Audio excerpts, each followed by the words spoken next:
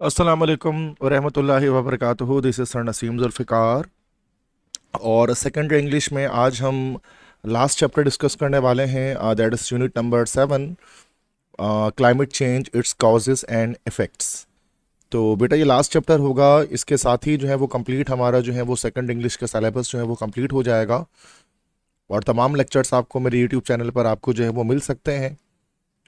और अगर आपको नोट्स रिक्वायर हैं इस चैप्टर के या तमाम चैप्टर्स के, पोइट्रीज़ के, प्ले के, तमाम जो है वो पोम्स के, तो ये मेरा व्हाट्सअप नंबर आपको स्क्रीन पर दिख रहा है। तो 0300 215 2272 इस नंबर पर व्हाट्सअप करेंगे तो फिर मैं आपको अपने पीडीएफ नोट्स जो है वो आपके व्हाट्सअप नंबर पर सेंड करूँगा with a very minimum cost. ठीक है बेटा। तो आज हम स्टार्ट करेंगे एक नया chapter. This is climate change, it's causes and effects. मतलब मौसमी तब्दीली, इसके असबाब और असरात। तो ये एक थोड़ा सा इन्वायरमेंटल स्टडीज़ के ऊपर एक चैप्टर है, माहौल के ऊपर, कि जो आबोहवा की तब्दीली या मौसम की तब्दीली जो हो रही है दुनिया में आजकल, तो उसके क्या असबाब हैं, ये क्यों हो रही है मौसम की तब्दीली, और उसके क्या नेगेटिव इम्पैक्ट्स या इसके क्या नेगेटिव इफ़ेक्ट्स, मनफी असरात हमारे इस जो है वो दुनिया पे पढ़ते हैं। तो इसके हवाले से बेटा ये एक चैप्टर है जो डिस्कशन वाइज है, जिसमें हम चीज़ों को समझेंगे। और तमाम जो मुश्किल मीनिंग्स हैं बेटा, डिफ़िकल्ट वर्ड्स, उनकी मीनिंग से मैंने ऑलरेडी मेंशन कर दिया है, और साथ साथ मैं आपको वीडियो में भी बताता चला जाऊंगा। और ये जो आप देख भी सकते हैं, तो आपके पास जो बुक मौजूद है सेकेंडरी इंग्लिश की न्यू बुक, तो उसमें आप उसको मेंशन कर सकते हैं। और बल्कि आपको करना चाहिए मेंशन, ताकि आपको आपके वोकेबलरी में, आपके वर्ड पावर में जो है वो इंक्रीमेंट हो, इजाफा हो। तो ये हेडिंग वाइज ही चैप्टर हमारे पास है। सबसे पहले हेडिंग है क्लाइमेट चेंज, कि क्लाइमेट चेंज किसे कहा जाता है, मौसम की तब्दीली या मौसमी तब्दीली कह सकते हैं।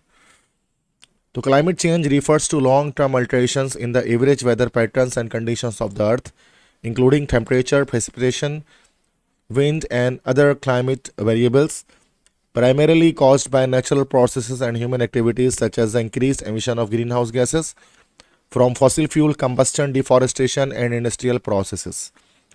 तो यहाँ पर जाकर बेटा हमारा ये फर्स्ट सेंटेंस एंड हुआ। क्या कह रहे हैं कि मौसमी तब्दीली किस चीज़ के मुतालिक है, कि लंबे अरसे, लॉन्ग टर्म, लंबे अरसे तक जो तब्दीली होती है वेदर पैटर्न में, मौसम के पैटर्न में जो एवरेज तब्दीली आती है, एक लंबी तब्दीली जो होती है, और मौसमी हालात हो गए या इस ज़मीन के हालात हो गए जिनमें उनके उसका दर्जा हरारत है, बारिश का होना है, हवा है, और दूसरी क्लाइमेट वेरिएबल्स, मतलब दूसरी मौसमी तब्दील होने वाली चीज़ें हैं, और जो बुनियादी तौर पर सबब बनती हैं किसी कुदरती अमल की वजह से और इंसानी सरगर्मियों की वजह से, जैसे कि increased emission of green house gases, green house gases का ज़्यादा अखराज फ्रॉम फॉसिल फ्यूल, ईंधन से, कंबस्चन, फॉसिल फ्यूल कंबस्चन मतलब ईंधन के जलने से, डिफॉरेस्टेशन जंगलात की कटाई से, एंड इंडस्ट्रियल प्रोसेसेस और सनती अमल से या सनती तरीक़ों से। तो क्या कह रहे हैं, क्लाइमेट चेंज को यहाँ डिफाइन करें। केमिकल क्लाइमेट चेंज क्या है, ये असल में क्लाइमेट चेंज असल में अल्ट्रेशंस होती हैं, तब्दीली होती है। अब किस चीज़ की तब्दीली भाई, मौसम में तब्दीली, और हमारी इस ज़मीन, हमारी इस दुनिया के हालात में जो तब्दीली आती है। अब वो किस तरह की तब्दीली, दर्ज हरारत में तब्दीली आ जाना, एक कह रहे हैं प्रेसिपिटेशन, बारिश में तब्दीली आ जाना, हवा में तब्दीली आना, और दूसरे क्लाइमेटिक वेरिएबल्स के अंदर चेंजिंग का आ जाना। और ये चेंजिंग किस वजह से आना भाई, आ, या तो कुदरती अमल की वजह से, या ह्यूमन एक्टिविटीज़, इंसानी सरगर्मियों की वजह से, इंसानों की एक्टिविटीज़ की वजह से। जैसे कि जिसमें क्या शामिल है, मिसाल के तौर पे कि ग्रीन हाउस गैसेस का ज़्यादा अखराज होता है, जिससे क्लाइमेट चेंज होता है। और ग्रीन हाउस गैसेस का अखराज ज़्यादा किसकी वजह से होता है, जो फॉसिल फ्यूल है, पेट्रोल है, डीजल है, कोल है, नेचुरल गैस है, इसकी कंबसन, इसके जलने से ग्रीन हाउस गैसेस पैदा होते हैं। और साथ में डिफॉरेस्टेशन इसकी वजह है, जंगलात की कटाई, और जो इंडस्ट्रीज़ हैं, सनतें हैं, उसमें जो प्रोसेसेस होते हैं, तो उसकी वजह से भी क्लाइमेट चेंज जो है वो आता है। तो ये फर्स्ट सेंटेंस के अंदर हमें ये क्लाइमेट चेंज को एक्सप्लेन कर रहे हैं। फिर कह रहे हैं climate change can affect our health, ability to grow food, housing, safety and work. मौसमी तब्दीली असर करती है हमारी सेहत पर, हमारी गज़ा उगाने की सलाहियत पर, हमारे घर बार पर, हमारी हिफाजत पर, और हमारे काम पर, इन सब पर इफ़ेक्ट करती है। मतलब मौसम की तब्दीली का एक बड़ा एक इम्पैक्ट होता है हम सबकी ज़िंदगी पर। Some of us are already more vulnerable to climate impacts such as people living in small island nations and other developing countries. मतलब हम में से कुछ जो है ना वो ऑलरेडी वो पहले ही काफ़ी ज़्यादा वल्नरेबल मतलब कमज़ोर हैं। वल्नरेबल मीन्स कमज़ोर हैं किससे? क्लाइमेट इम्पैक्ट्स या मौसम के असरात की वजह से हम ऑलरेडी कमज़ोर होते हैं। जैसे कि वो लोग जो छोटे स्मॉल आइलैंड, एक छोटे से जजीरे में रहते हैं या स्मॉल आइलैंड नेशंस में रहते हैं, जजीरों वाला मुल्क जो होता है उसमें जो लोग रहते हैं, तो वो लोग उन पे ज़्यादा मौसम का असर होता है। जैसे तूफ़ान आ गया, सैलाब आ गया, तो आइलैंड में रहने वाले लोग ज़्यादा मुतासिर हो रहे होते हैं। एंड अदर डेवलपिंग कंट्रीज, और इसके अलावा दूसरे डेवलपिंग कंट्रीज। डेवलपिंग से मुराद क्या होता है बेटा? तरक्की पजीर, मतलब ऐसी कंट्रीज़ जो जिसने तरक्की हासिल नहीं की है बल्कि तरक्की हासिल कर रही है, उसको कहते हैं डेवलपिंग। जिनमें लिविंग कंडीशंस इतने अच्छे नहीं होते हैं, तो उनको वहाँ पर जब कोई सैलाब आता है जैसे पाकिस्तान वगैरह, तो काफ़ी ज़्यादा नुकसान उसके अंदर हो जाता है और वो ज़्यादा वल्नरेबल होते हैं क्लाइमेट चेंज से। अमीर ममालिक तो क्या होते हैं, जो डेवलप्ड नेशंस हैं, वो किसी न किसी तरह से अपनी बचत कर लेते हैं, अपनी बचाव कर लेते हैं। Conditions like sea level rise and saltwater intrusion have advanced to the point where the whole communities have had to relocate, and protracted droughts are putting people at a risk of famine. कहने को हालात जैसे कि सतह समंदर का बुलंद हो जाना और खारे पानी की दखलंदाजी, इंट्रूजन में दखलंदाजी, ये इस हद तक बढ़ चुके हैं कि पूरी की पूरी बरादरी उसको मुंतकिल होना पड़ता है। ठीक है, एक पूरी की पूरी बरादरी को एक जगह से दूसरी जगह मुंतकिल होना पड़ता है। पूरी पूरी कम्युनिटीज़ इधर से उधर हो जाती है। जो कैसे बताए, सी लेवल जब हमारा राइज़ करता है, सी लेवल के राइज़ करने से जो नशीबी इलाके हैं वो ज़ेर आब आ जाते हैं, जिसकी वजह से नशीबी इलाकों में जो लोग रहते हैं वो वहाँ से हिजरत करके रिलोकेट होकर मुंतकिल हो जाते हैं किसी और जगह पर जो सेफ़ जोन होता है। एंड प्रोट्रैक्टेड ड्राफ्ट्स और तवील खुश्क साली are putting people at a risk of famine. और जो तवील खुश्क साली है, खुश्क साली से मुराद जब बारिशें नहीं होती हैं, तो लंबे अरसे तक जब बारिशें नहीं होती हैं तो उससे क्या होता है, फमाइन मतलब कहत साली, कहत साली जो है वो शुरू हो जाती है और भूख से लोग मरना शुरू हो जाते हैं, चूँकि ग़िज़ा नहीं मिल रही होती, खाना नहीं मिल रहा होता। In the future the number of people displaced by weather related events is expected to rise. कह रहे हैं मुस्तकबिल में लोगों की तादाद, जो लोग बेघर हो जाएंगे मौसम से मुतालिक इवेंट्स या वाक़ियों की वजह से, इवेंट्स की वजह से इज़ एक्सपेक्टेड टू राइज। ये उम्मीद की जाती है कि ये तादाद बढ़ेगी, जिसमें हर आने वाले साल ज़्यादा से ज़्यादा लोग मौसमी तब्दीली की वजह से अपना घर बार छोड़ के कहीं और मुंतकिल हो रहे होंगे। तो ये क्लाइमेट जो चेंज है बेटा, इसको इंट्रोड्यूस किया गया है फर्स्ट पैराग्राफ के अंदर कि ये क्या चीज़ है। अब यहाँ पर उसके बाद नेक्स्ट हमारे पास हेडिंग आ गई है, मेन हेडिंग है ये, major causes of climate change. तो ये हमारे पास जो है वो मेन हेडिंग हमारे पास आई है, मेन हेडिंग कि major causes of climate change, मतलब कि मौसमी तब्दीली के बड़े जो असबाब वो क्या हैं, किस वजह से मौसमी तब्दीलियाँ होती हैं। अब देखिए उसमें अलग अलग बॉक्सेस बनाए गए हैं, 1 2 3 इस तरह से, 4, देन उसके बाद 5, उसके बाद 6 7।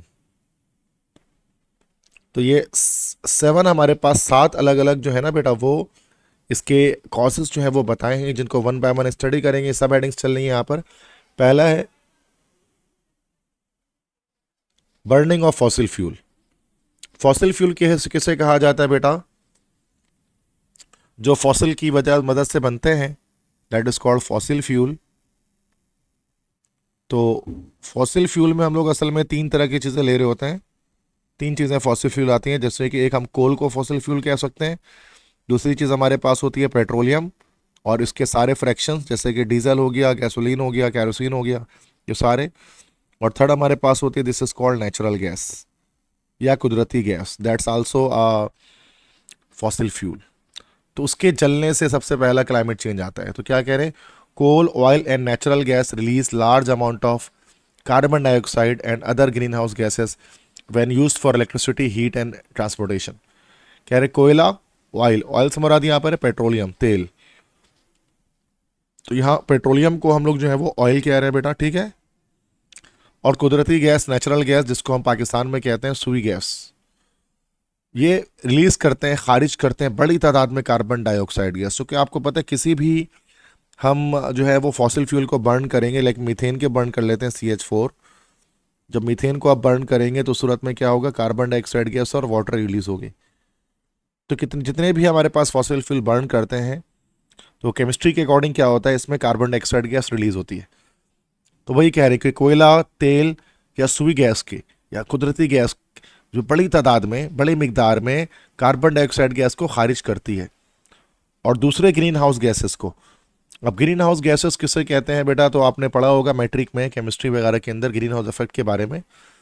तो जैसे कि हमारे पास ये अर्थ है, दिस इज अवर अर्थ, ये अर्थ है, और ये हमारे पास, ये मान लेते हैं कि ये हमारे पास सन है, सूरज है। तो ये सन हमारे पास है। अब क्या होता है बेटा, सूरज की रोशनी आपको पता है कि अर्थ के पास आती है और अर्थ पे जब टकराती है उसकी हीट, और उसके बाद क्या होती है, हीट जो है वो बाहर निकल जाती है। अगर सारी की सारी हीट टकरा कर बाहर निकल जाए तो रात के वक्त टेम्परेचर इतना ज़्यादा ठंडा हो जाए कि हम और आप में से कोई सर्वाइव ना कर पाए। तो उसके लिए फिर क्या होता है कि हमारी इस अर्थ के चारों तरफ, हमारे इस अर्थ के चारों तरफ एक एनवलप जो है ना, वो गैसेस का एक एनवलप मौजूद है। इसमें मुख्तलिफ तरह किस्म की गैसें, जैसे कार्बन डाइऑक्साइड गैस और इस तरह की गैसेस हैं। इनको कहा जाता है ग्रीन हाउस गैसेस। इनको ग्रीन हाउस गैसेस कहते हैं। ग्रीन हाउस गैसेस का काम क्या होता है बेटा, कि ये जो हीट इसके अंदर आ रही है ना, तो कुछ हीट को क्या कर रही है, अपने पास ट्रैप कर लेते हैं, और वो हीट जो है ना वो फिर इस तरह से बाहर नहीं जाती है, मतलब जाती है लेकिन कम अमाउंट में जाती है। मिसाल के तौर पे कि 75% हीट जो है वो बाहर जा रही है और 25% हीट जो है वो ट्रैप हो जा रही है। This is called green house effect, जो हमारे लिए नेसेसरी है। It is necessary for the survival of human beings and other species in the world. But होता क्या है कि अगर ये कार्बन डाइऑक्साइड गैस हम बड़ी तादाद में निकालना शुरू कर दें तो क्या होगा कि ये जो एनवेलप है कार्बन डाइऑक्साइड गैस की लेयर है बेटा, ये लेयर क्या हो जाएगी, ये लेयर जो है बहुत ज़्यादा थिक होनी शुरू हो जाएगी। और इस लेयर के थिक होने से क्या होगा कि अब ये जो 75% गैस जो है वो हीट बाहर आ रही थी, मान लें 75% के बजाय वो 65% हीट बाहर आ रही होगी, और 25 के बजाय 35% हीट क्या हो रहा होगा, हमारे पास ट्रैप हो जाएगी। इससे क्या होगा कि हमारा जो अर्थ है उसका जो टेम्परेचर है वो क्या करेगा, इंक्रीज करेगा। और इसी increase green house gases effect की वजह से हमारे पास क्या हो जाएगी बेटा, ग्लोबल वार्मिंग हो जाएगी, और अर्थ का जो एवरेज टेम्परेचर है वो बढ़ना शुरू हो जाएगा। ठीक है, तो ये थोड़ा सा मैंने आपको बताया बेटा, इसके पीछे साइंस जो थी ग्लोबल ग्रीन हाउस इफेक्ट के पीछे। तो वही कह रहे हैं कि जब हम बहुत ज़्यादा फॉसिल फ्यूल को बर्न करते हैं तो उससे कार्बन डाइऑक्साइड गैस रिलीज होती है और दूसरी ग्रीन हाउस गैसेस जो है वो रिलीज होती हैं व्हेन यूज्ड, जब हम, और हम फॉसिल फ्यूल को इस्तेमाल किस लिए करते हैं, इलेक्ट्रिसिटी, बिजली बनाने के लिए, हीट के लिए इस्तेमाल करते हैं, ट्रांसपोर्टेशन मतलब ज़रा आमदो रफ्ते नकलो हमल के लिए इस्तेमाल करते हैं, गाड़ियों वगैरह में, कार्स में और बाइक्स वगैरह में डालते हैं ताकि हम ट्रांसपोर्टेशन कर सकें, इधर से उधर जा सकें। और ये एक मेजर कॉज है क्लाइमेट चेंज का, चूँकि ये ग्लोबल वार्मिंग कॉज कर रहा होता है। इसके बाद सेकंड पॉइंट हमारे पास है इंडस्ट्रियल एक्टिविटीज़ या सनती जो सरगर्मियाँ होती हैं, सनती एक्टिविटीज़ जो होती हैं, इंडस्ट्रीज़ की वजह से भी क्लाइमेट चेंज आता है। अब किस तरह आता है, कह रहे हैं factories and industries emit various green house gases including methane and nitrous oxide contributing to global warming manufacturing, sorry global warming पे यहाँ पे ख़त्म हो गया ये सेंटेंस हमारा। तो ग्लोबल वार्मिंग क्या होती है वो तो मैंने अभी बेटा अभी आप लोगों को बताया कि what is global warming actually. तो क्या कह रहे हैं कि फैक्ट्री, कारखाने और सनतें ये इमिट, इमिट का मतलब होता है खारिज करना। इमिट मीन्स होता है बेटा खारिज करना। तो ये खारिज करते हैं मुख्तलिफ किस्म के ग्रीन हाउस गैसेस जिसमें शामिल हैं मीथेन। अब ये मीथेन हमारे पास जो है वो ग्रीन हाउस गैस है, और साथ में नाइट्रस ऑक्साइड N2O। तो नाइट्रस ऑक्साइड N2O कहा जाता है, ये भी एक हमारा ग्रीन हाउस गैस है। इसी को अगर आप केमिस्ट्री पढ़ते हैं तो आपने पढ़ा होगा कि इसी को हम लोग जो है वो लाफिंग गैस भी कहते हैं, नाइट्रस ऑक्साइड को। ये भी एक ग्रीन हाउस गैस है कंट्रीब्यूटिंग टू ग्लोबल वार्मिंग, और ये सब के सब हिस्सा डालते हैं किसमें, ग्लोबल वार्मिंग में। ग्लोबल वार्मिंग मतलब अर्थ के एवरेज टेम्परेचर का बढ़ना और दुनिया का आलमी तौर पर गर्माइश होना, global warming. Manufacturing and industry produces emissions mostly from burning fossil fuel to produce energy for making things like cement, iron, steel, electronics, plastics, clothes and other goods. कहते हैं कि मैन्युफैक्चरिंग मतलब जहाँ चीज़ों को बनाया जाता है, और सनतें जो होती हैं वो पैदा करती हैं emissions, उनसे emissions होते हैं, उनसे इखराज होता है, मुख्तलिफ़ किस्म के गैसेज उससे बाहर आती है इंडस्ट्रीज से, और वो ज़्यादातर किस वजह से बाहर आती हैं? फ्रॉम बर्निंग फॉसिल फ्यूल के जलने से। और वो किस लिए उसको फॉसिल फ्यूल जाते हैं? ताकि वो एनर्जी को प्रोड्यूस कर सकें, तवानाई को पैदा कर सकें, ताकि वो मुख्तलिफ़ चीज़ें बना सकें, जैसे कि जो इंडस्ट्री में चीज़ें बनती हैं, जैसे सीमेंट बना लें, आयरन हो गया, लोहा, स्टील, फौलाद, इलेक्ट्रॉनिक्स आइटम्स बना लें, प्लास्टिक्स हो गए, क्लोथ्स कपड़े हो गए, और दूसरी चीज़ें गुड्स, मतलब यहाँ पर ये चीज़ें, वो दूसरे सामान जो बनाने के लिए हम वहाँ पर फॉसिल फ्यूल को बर्न करते हैं, जिससे जाहिर सी बात है कि हमारे पास जो है वो क्लाइमेट चेंज अकर होता है। Mining and other industrial processes also release gas as does the construction industry. Mining मतलब कि कानकुनी या माइन करना, अभी अब जैसे कोल माइन वगैरह होते हैं ना, खुदाई करके मिनरल्स वगैरह ज़मीन के अंदर से निकाला जाते हैं, दैट इज़ कॉल्ड माइनिंग। कानकुनी उर्दू में हम कहते हैं, कानकुनी और दूसरे सनती अमल ये भी करते हैं गैसेस को रिलीज़, जैसे कि कंस्ट्रक्शन इंडस्ट्री हो गई, कंस्ट्रक्शन मतलब तामीरात हम कहते हैं ना भाई, जैसे तामीराती सनतों की चीज़ों को कंस्ट्रक्ट कर रही होती है, वो भी गैसेस को रिलीज़ करते हैं। Machines used in the manufacturing processes also run on coal, oil और gas, and some material like plastics are made of from chemicals source from fossil fuel. कहते हैं कि वो मशीन्स जो हम इस्तेमाल करते हैं मैन्युफैक्चरिंग प्रोसेस में, चीज़ों को बनाने के अमल में जो मशीन्स इस्तेमाल करते हैं, वो ऑफ्टन के मतलब होते हैं अक्सर, वो अक्सर रन ऑन चलते हैं किस पर? कोयले पर, तेल पर या गैस पर। तो जाहिर सी बात है, जब वो गैस कोयले पर चलते हैं तो फिर वो जो एमिशन जो होती है वो कार्बन डाइऑक्साइड गैस और अदर हार्मफुल गैसेस को रिलीज करते हैं। और सम मटेरियल, कुछ चीज़ें हम बनाते हैं, जैसे कि प्लास्टिक बनाते हैं, प्लास्टिक की बात कर रहे हैं, ये बनते हैं उन केमिकल से सोर्स फ्रॉम फॉसिल फ्यूल, जिनका ज़रिया या जिनका मंबा क्या होता है, या जो आते हैं कहाँ से हैं भाई? फॉसिल फ्यूल से आते हैं। जैसे कि अक्सर आपने केमिस्ट्री में पढ़ा होगा कि प्लास्टिक्स जो है ना, तो वो प्लास्टिक असल में क्या है? They are actually petrochemicals. Plastic असल में पेट्रोकेमिकल्स होते हैं। पेट्रोकेमिकल्स वो होते हैं जो पेट्रोलियम से आते हैं, पेट्रोलियम से उनको निकाला जाता है, और पेट्रोलियम खुद क्या होता है? It is actually a fossil fuel. तो इसी चीज़ को बता रहे हैं। The manufacturing industry is one of the largest contributors to green house gas emissions world wide. मतलब चीज़ों को बनाने वाली जो सनतें होती हैं, ये बहुत बड़ा हिस्सा डालते हैं अपना ग्रीन हाउस गैसेस के एमिशंस में, उनके खराज में, पूरी दुनिया में। तो ये सेकंड हमारे पास जो है ना, वो इसका एक कह सकते हैं कि कॉज था, सबब था क्लाइमेट चेंज का, इंडस्ट्रियल एक्टिविटी। थर्ड क्या है? डिफॉरेस्टेशन। डिफॉरेस्टेशन का मतलब होता है बेटा जंगलात की कटाई या जंगलों को काटना। कह रहे cutting down forest reduces the number of trees that absorb carbon dioxide, increasing the concentration of green house gases in the atmosphere. कहते हैं कि जंगलात को काटने से दरख्तों की तादाद जो है वो कम हो जाती है, वो दरख्त जो कार्बन डाइऑक्साइड गैस को ऑब्जॉर्ब करते हैं, ठीक है, और इससे क्या होता है कि जो ग्रीन हाउस गैसेस की कंसंट्रेशन है, उनके जो मिकदार है, उनका जो इर्तकाज है, वो बढ़ जाता है एटमॉस्फेयर में। एटमॉस्फेयर मतलब होता है फ़िज़ा, और वो हमारे फ़िज़ा में जो है वो बढ़ जाती है। कह रहे हैं कि जंगलात जो हैं, जो दरख्त होते हैं, वो कार्बन डाइऑक्साइड गैस को ऑब्जॉर्ब करके ग्रीन हाउस गैसेस के लेवल को कम करते हैं। लेकिन जब हम जंगलात को कटाई करते हैं तो कार्बन डाइऑक्साइड गैस एब्जॉर्ब नहीं होती, इस दरख्त चूँकि कट जाते हैं, तो फिर वो CO2 गैस हमारे एटमॉस्फेयर में एक्यूमुलेट होना शुरू हो जाती है, और उसकी कंसंट्रेशन में इजाफा हो जाता है। Cutting down forest to create farms और पास्चर्स और for other reasons causes emissions, since trees when they are cut release the carbon they have been storing. कह रहे हैं कि जंगलात को काटने से, जंगलात को काट कर उनमें फार्म बनाना, मतलब उनमें खेत वगैरह बना देना, या फिर पास्चर्स मतलब चरागाह, जिसमें जो है वो गाय, बकरी, भैंस वगैरह घास चरते हैं, चरागाह बना देना, या किसी और मकसद की वजह से, किसी और वजह की बुनियाद पर अगर आप जंगलात को काट देते हैं, इससे कुछ एमिशंस होते हैं, इससे इखराज होता है किस चीज़ का भी? वही कार्बन डाइऑक्साइड गैस का।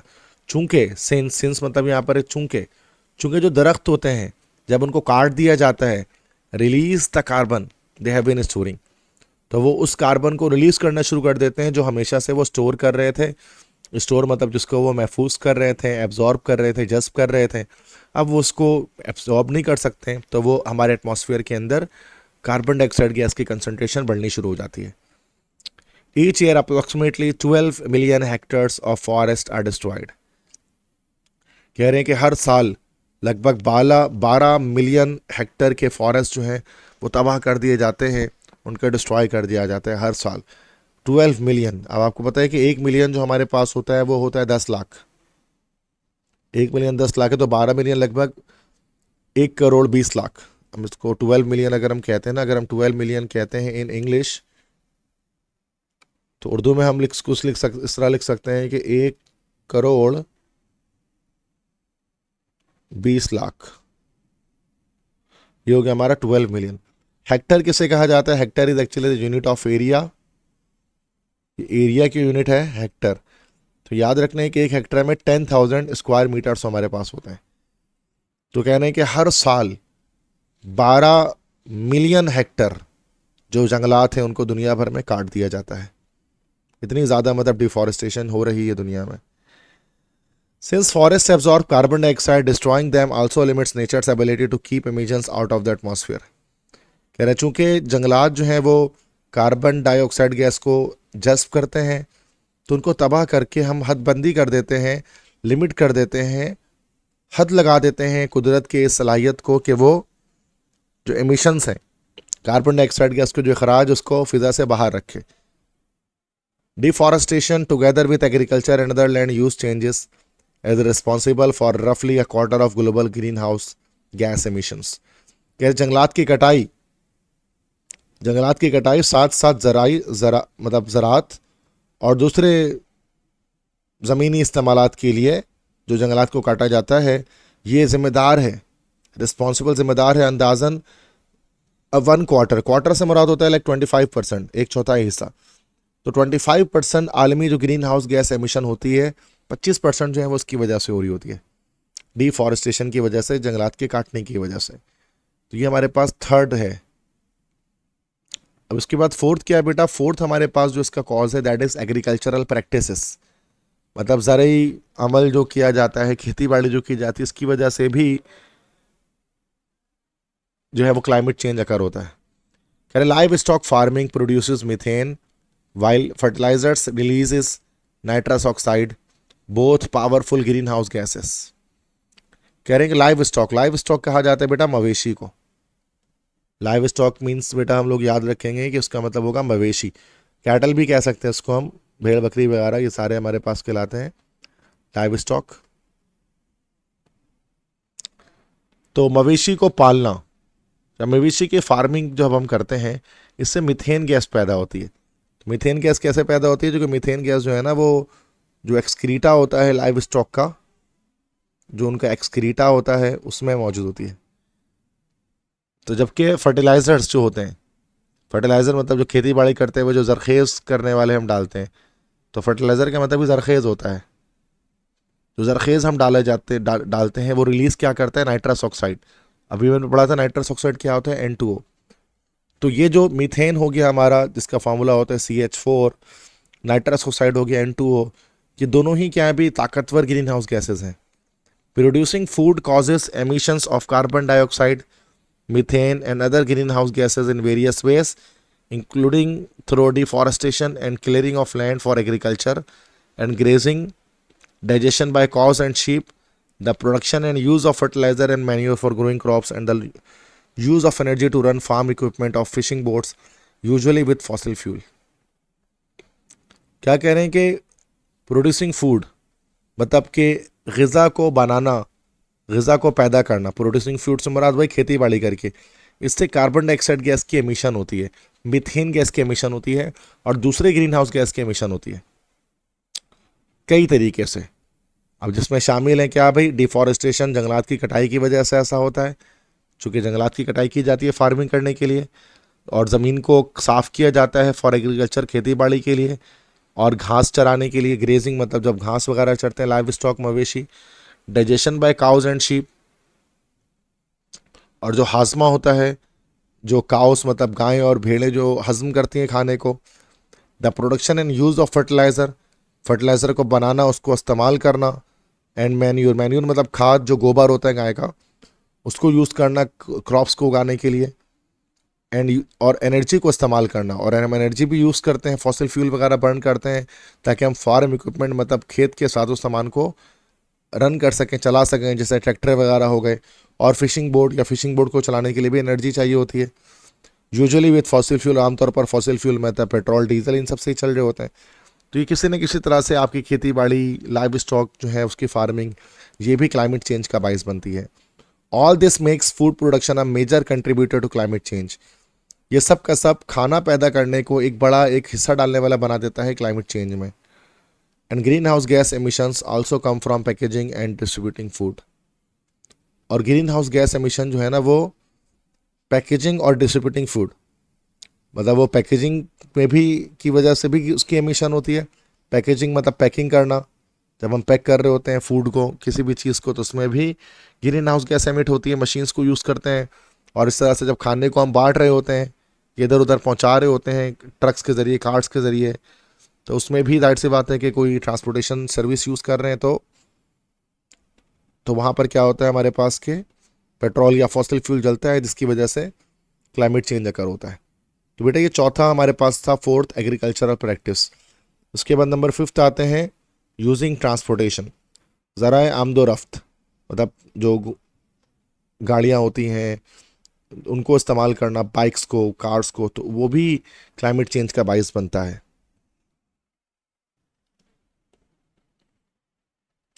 Most cars, trucks, ships and planes run on fossil fuel. ज़्यादातर कार, ट्रक, कश्तियाँ और हवाई जहाज़ फॉसिल फ्यूल पर चलते हैं।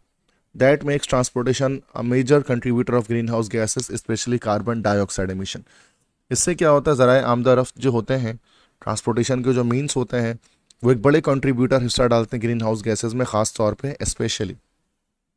ये वाला बेटा जो स्पेशली यहाँ पर लिखा है, इसका मतलब होता है ख़ास तौर पर। ख़ास तौर पर कार्बन डाइऑक्साइड गैस की एमिशन करते हैं वो। रोड व्हीकल्स, व्हीकल मीन्स होती हैं गाड़ियाँ, सड़क पर चलने वाली गाड़ियाँ, account for the largest part due to the combustion of petroleum based product like gasoline in internal combustion engines. सड़क पर चलने वाली गाड़ियाँ बाइस बनती हैं सबसे ज़्यादा ग्रीन हाउस गैस के एमिशन का, क्योंकि उनमें जलता है कंबस्टन, मतलब उनमें क्या चीज़ जलती है भाई, पेट्रोलियम जलती है, या पेट्रोलियम बेस्ड प्रोडक्ट जलती है, वो तमाम प्रोडक्ट जो पेट्रोलियम से बनते हैं, जैसे कि गैसोलीन, जिसको हम पेट्रोल कह सकते हैं, गैसोलीन कहते हैं अमेरिकन इंग्लिश में, ब्रिटिश में कहते हैं पेट्रोल। और ये जलता कहाँ है, किसी भी बाइक वगैरह के इंटरनल कंबस्टन इंजन के अंदर ये फ्यूल जल रहा होता है। But emissions from ships and planes continue to grow. लेकिन जो एमिशंस हैं, वो पानी के जहाज़ हो गए, हवाई जहाज़ हो गए, वो बढ़ते चले जा रहे हैं। Transport accounts for nearly 1/4 of global energy related carbon dioxide emission. कह रहे हैं कि जो ट्रांसपोर्ट है, ट्रांसपोर्ट 22 है, अकाउंट्स फॉर 22 होना, वो 22 है, लगभग 1/4 मतलब 25% जो आलमी एनर्जी से ताल्लुक़ रखने वाली कार्बन डाइऑक्साइड गैस के अखराज है, वो 25% हमारे पास जो है वो ट्रांसपोर्टेशन से होता है। And trends point to a significant increase in energy use for transport over the coming years.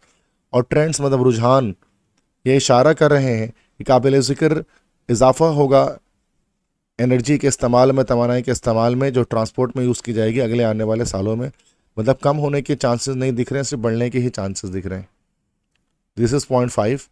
.6 उसके बाद हमारे पास ये .6 यहाँ पर है, वेस्ट मैनेजमेंट, जो फाजिल मादा है उसका इंतज़ाम, वेस्ट मैनेजमेंट। तो इसकी वजह से भी जो है वो क्लाइमेटिक चेंज आ रहा है। Decomposing waste in landfills release methane, specially when waste is not properly managed और रिसाइकल्ड। कह रहे हैं कि फजला, वेस्ट मतलब फाजिल मादा, उसको डिकम्पोज करना, उसको गलाना इन लैंडफिल, ज़मीन के अंदर, इससे हम लोग क्या होता है, इससे मीथेन गैस निकलती है। ख़ास तौर पे जब वेस्ट को सही तरह से मैनेज ना किया जाए और उसको रिसाइकिल ना किया जाए, दोबारा से इस्तेमाल ना किया जाए, तो वो मीथेन गैस खारिज करती है।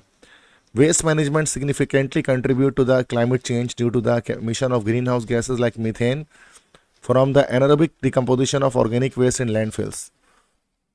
कह रहे हैं कि वेस्ट मैनेजमेंट सिग्निफिकेंटली, अहम तौर पर ये हिस्सा डालती है अपना क्लाइमेट चेंज पे, मौसमी तब्दीली में। क्यों? क्योंकि ये खारिज करते हैं ग्रीन हाउस गैसेस, जैसे कि methane gas, from the anaerobic respiration. Anaerobic मतलब, या एनारोबिक डिकम्पोजिशन, एनारोबिक मतलब हवा की गैर मौजूदगी में, डिकम्पोजिशन मतलब होता है टूटना, ब्रेक डाउन होना। ऑर्गेनिक वेस्ट जो हमारा जो भी ऑर्गेनिक वेस्ट है, जो प्लास्टिक्स वगैरह हो गए, इस तरह की चीज़ें, ठीक है, that is organic waste. In landfills मतलब ज़मीन के अंदर जब इनको दफना दिया जाता है ऑर्गेनिक वेस्ट को, फिर जब बैक्टीरिया वगैरह उसको डिकम्पोज करना शुरू कर देते हैं तो इससे मीथेन गैस का और जो है वो अखराज होता है, जो ग्रीन हाउस गैस एक है। Methane is over 25 times more potent than carbon dioxide in trapping heat. आप कह रहे हैं मीथेन गैस ज़्यादा डेंजरस है। मीथेन गैस जो है ना वो 25 टाइम्स, 25 गुना ज़्यादा ताकतवर है कार्बन डाइऑक्साइड गैस के मुकाबले में, हीट को ट्रैप करने में, उसको फंसाने में। Additionally, incineration of plastic and other non-biodegradable materials releases carbon dioxide and toxic pollutants. Similarly, additionally, इसके अलावा incineration का मतलब होता है जलाना, प्लास्टिक और दूसरे non biodegradable material. Non biodegradable का मतलब क्या होता है? ऐसे तमाम मटेरियल जिनको बैक्टीरिया वगैरह डिकम्पोज ना कर पाएँ, जो मिट्टी के अंदर मौजूद होते हैं, मतलब जो मिट्टी में डिकम्पोज ना पाएँ, उसको कहते हैं नॉन बायोडिग्रेडेबल। तो प्लास्टिक को जलाना या प्लास्टिक की तरह है, प्लास्टिक खुद नॉन बायोडिग्रेडेबल है, और प्लास्टिक के अलावा बाकी नॉन बायोडिग्रेडेबल चीज़ों को जलाने, ऐसी अशिया को जलाने से कार्बन डाइऑक्साइड रिलीज होती है, और टॉक्सिक जहरीले पॉल्यूटेंट्स, आलूदगी फैलाने वाले केमिकल्स रिलीज होते हैं। In efficient recycling system, the rise of single use products and the fossil fuel use in waste collection and processing further exacerbate the problem. कह रहे हैं कि गैर मौसर रिसाइकलिंग का निज़ाम, चीज़ों को दोबारा इस्तेमाल करने का निज़ाम। In the rise of single use product, single use product मतलब ऐसे तमाम प्रोडक्ट्स जिनको एक बार इस्तेमाल करने के बाद फेंक दिया जाता है और वो एक पॉल्यूशन कॉज करते हैं, उनकी इस्तेमाल जो बढ़ते जा रही है डिस्पोजेबल चीज़ों की, जैसे डिस्पोजेबल कोल्ड ड्रिंक्स वगैरह होती हैं हमारे पास, और एंड द फॉसिल फ्यूल, और जो फॉसिल फ्यूल का इस्तेमाल किया जाता है वेस्ट को कलेक्ट करने में, मतलब घर घर जो है कचरा उठाने के लिए जब गाड़ियाँ आती हैं तो उसमें जो फॉसिल फ्यूल यूज़ होता है, चूँकि पेट्रोल पे चल रही होती है वो, और आगे जो प्रोसेसिंग किया जाता है, उसको जो अमल किया जाता है वेस्ट मैनेजमेंट के लिए, वो मज़ीद बढ़ा देती है इस प्रॉब्लम को, इस परेशानी को। To combat global warming there is an urgent need for sustainable waste practices such as recycling, composting, reducing consumption and adopting zero waste strategies.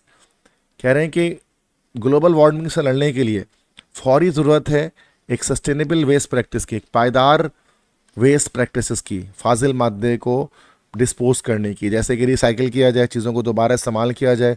Composting, composting मतलब होता है गलाना, उनको गलाया जाए। रिड्यूसिंग कंजम्पशन, खपत कम की जाए, कम से कम हम जो है वो नॉन बायोडिग्रेडेबल चीज़ों का इस्तेमाल करें, प्लास्टिक वगैरह का इस्तेमाल कम से कम हो। And adopting zero waste strategy, और हम ऐसे तरीके अपनाएं, अडॉप्टिंग मतलब अपनाना, और ऐसे तरीके, ऐसे तरकीब अपनाएं जिसमें ज़ीरो वेस्ट हो। ज़ीरो वेस्ट मतलब हम कोशिश करें कि कोई भी चीज़ हमारे घर से वेस्ट प्रोडक्ट के तौर पर ना निकले, बल्कि हम हर चीज़ को जो है वो यूज़ कर लें। ठीक है, जैसे कि हमारा कॉन्सेप्ट होता है ना वेस्ट मैनेजमेंट के अंदर, 3R का जो कॉन्सेप्ट हमारे पास होता है, that is reduce, reuse, recycle. कि जैसे प्लास्टिक्स वगैरह के लिए हम ये कॉन्सेप्ट यूज़ करते हैं कि प्लास्टिक का इस्तेमाल कम से कम करें, इस्तेमाल करें तो प्लास्टिक को दोबारा किसी और काम के लिए इस्तेमाल कर लें, या फिर रिसाइकिल करके उसको दोबारा से किसी और सब्सटेंस में कन्वर्ट कर लें। तो ये वेस्ट मैनेजमेंट के रूल्स में आते हैं, 3R थ्योरी जो हमारे पास कहलाती है। तो ये एक बेटा है कि वेस्ट मैनेजमेंट की वजह से भी क्लाइमेटिक जो है वो चेंज हमारे पास दुनिया में देखने को मिलता है। 7th है over consumption and urbanisation. Over consumption मतलब ज़्यादा खपत, चीज़ों को ज़्यादा इस्तेमाल करना। अर्बनाइजेशन मतलब शहरकारी या शहरी आबादियों का दुनिया में बढ़ना। कह रहे with the increase in urbanisation, energy demand, transportation and consumer good production intensify green house gas emission.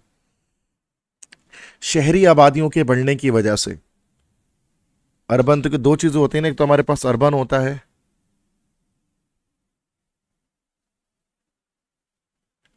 एक वर्ड हमारे पास होता है दिस इज कॉल्ड अर्बन।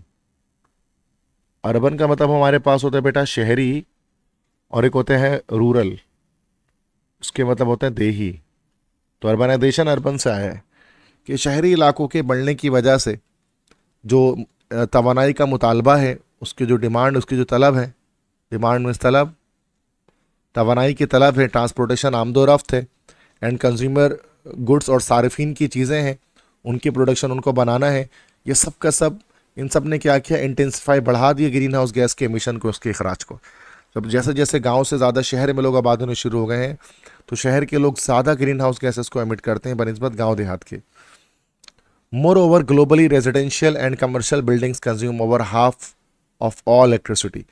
मज़ीद बरा, मोर ओवर मज़ीद बरा ये कि आलमी तौर पर, ग्लोबली मतलब आलमी तौर पे जो रिहायशी और कारोबारी इमारतें होती हैं, वो आधी तमाम बिजली का आधी जो बिजली है वही खर्च कर देती हैं। As they continue to draw on coal, oil and natural gas for heating and cooling, they emit significant quantities of greenhouse gas emissions। कह रहे हैं कि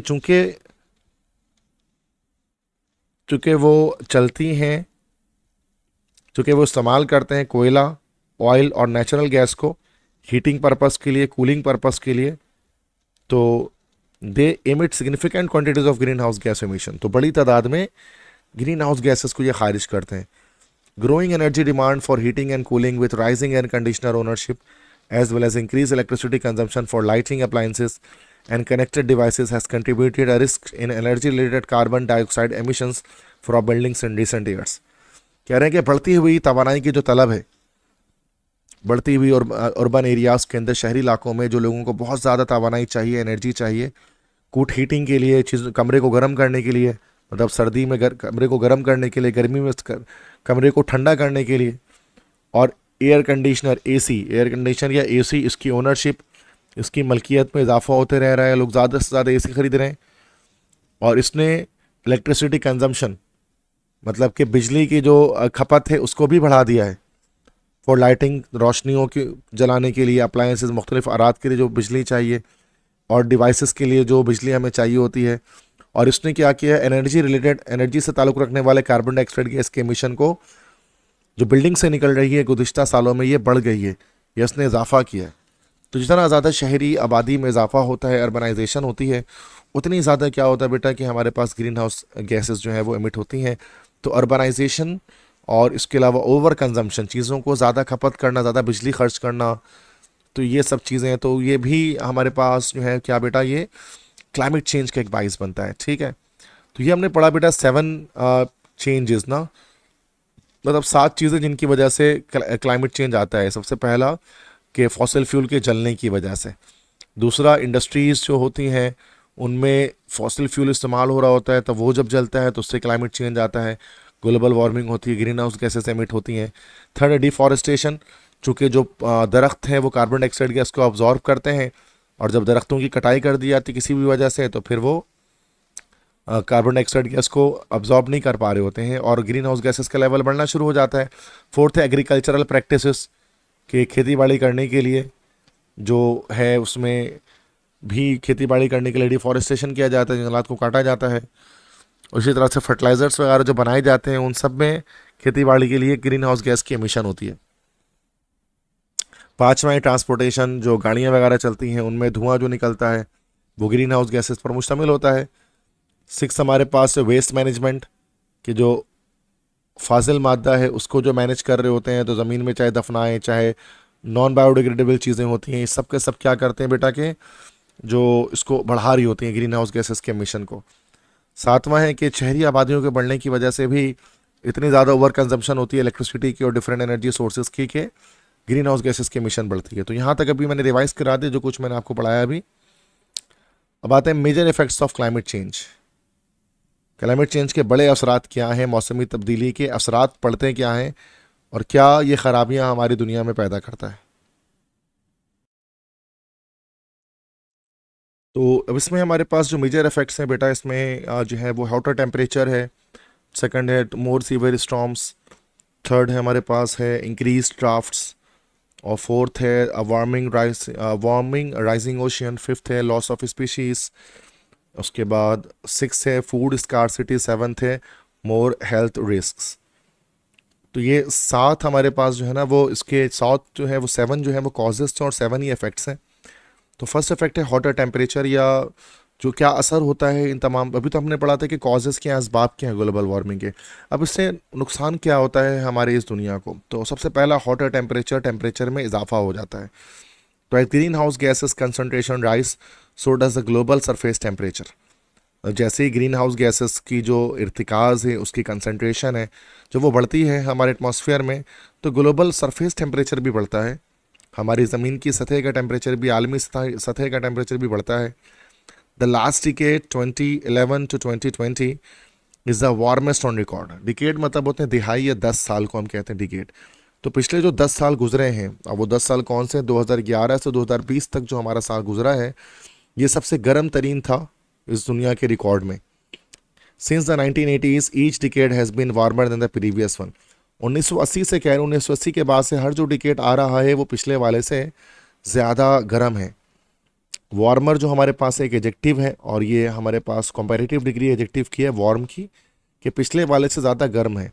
इसलिए कंपैरेटिव डिग्री के साथ हमेशा आपको पता है ग्रामेटिकली हम देन यूज़ करते हैं। Nearly all land areas are seeing more hot days and heat waves. Nearly मतलब लगभग, करीब करीब तमाम ज़मीनी जो इलाके हैं, खित्ते हैं, वो ज़्यादा गर्म दिन देख रहे हैं और हीट वेव, गर्मी की लहर आपको ज़्यादा दिखाई दे रही है। Higher temperatures increase heat related illnesses and make working outdoors more difficult. Higher temperature क्या करते हैं कि हीट रिलेटेड मतलब कि गर्मी की वजह से होने वाली बीमारियों को बढ़ा देते हैं, और इसके अलावा बाहर काम करना जो है वो ज़्यादा मुश्किल हो जाता है टेम्परेचर बढ़ने की वजह से, अनबेरेबल हीट की वजह से। Wild fires start more easily and spread more rapidly when conditions are hotter. Wild fire मतलब जंगल में आग या जंगल की आग। तो जंगल की आग जो है वो तेज़ी से लग जाती है, जंगल में आग तेज़ी से लगना शुरू हो जाती है और तेज़ी से फैलना शुरू हो जाती है जब हालात जो है वो गर्म हो, या जब मौसम गर्म होता है तो ज़्यादा जंगल में आग लगती है और ज़्यादा तेज़ी के साथ फैलती है। Temperatures in the Arctic have warmed at least twice as fast as the global average. Arctic किसे कहा जाता है बेटा? नॉर्थ पोल को हम कहते हैं आर्कटिक। तो ये असल में एक ओशन हमारे पास, एक ओशन है that is called Arctic ocean, जो नॉर्थ पोल में हमारे पास होता है। जैसे अगर हम इस दुनिया की बात करते हैं, ये अर्थ है, उसके जो नॉर्थ पर हमारे जो पोर्शन होता है, दिस इज कॉल्ड आर्कटिक, जो काफ़ी ठंडा होता है, जहाँ पर आर्कटिक ओशंस के अंदर या आर्कटिक के अंदर आपको ज़्यादातर जो है वो ग्लेशियर्स वगैरह मिलते हैं जो बर्फ़ के बने होते हैं।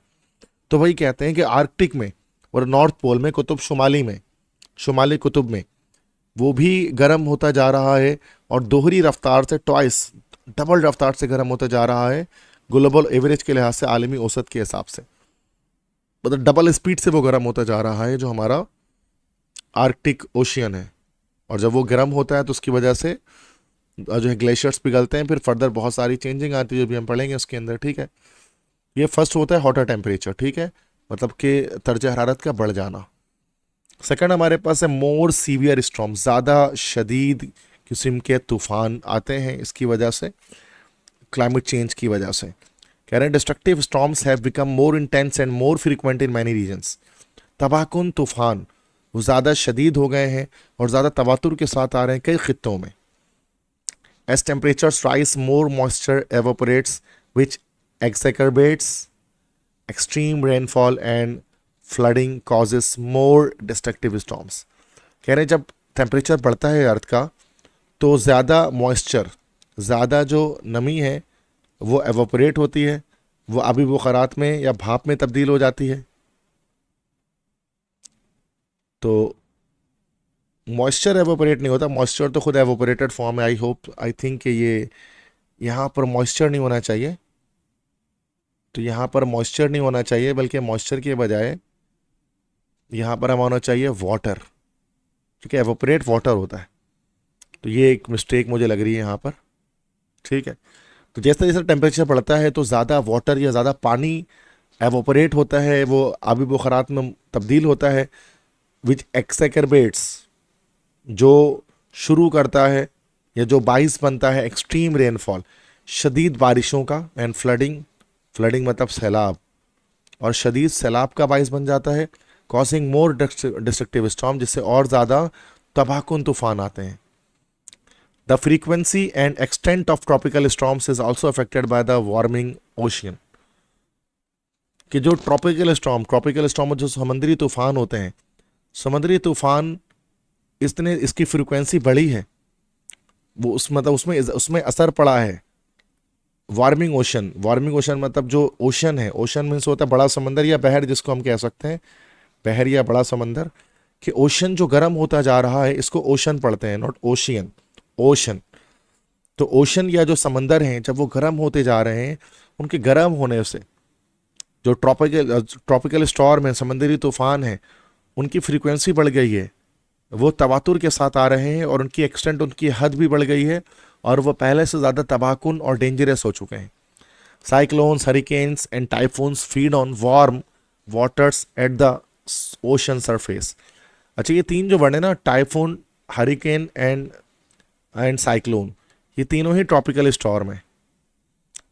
ट्रॉपिकल स्टॉर्म मतलब वो तो समुद्री तूफान होते हैं, सिर्फ फ़र्क ये होता है ओशन के लिहाज से फ़र्क है।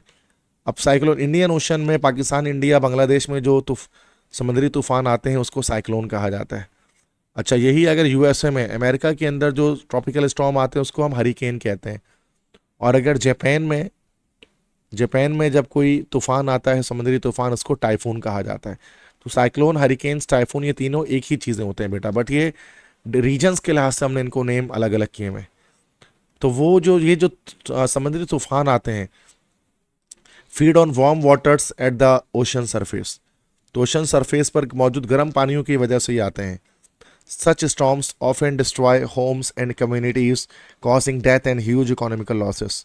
कह रहे हैं कि ऐसे तूफान अक्सर तबाह कर देते हैं घरों को और कम्युनिटीज़ को, पूरे बरादरी को, और वो मौत का बाइस बनते हैं, अमवात का बाइस बनते हैं और ह्यूज इकोनॉमिक लॉस, बहुत बड़े मौशी नुकसान का बाइस बनते हैं। जानी और माली दोनों तरह के नुकसान इसकी वजह से होता है जब तूफान आते हैं। तो ये दूसरा हमारे पास हो गया सेकंड। थर्ड हमारे पास है इंक्रीज्ड ड्राफ्ट। इसको हम ड्राफ्ट पढ़ते हैं। ड्राफ्ट मीन्स खुश्क साली या बारिशों का ना होना, that is increase drought. Climate change is changing water availability making it scarce in more regions.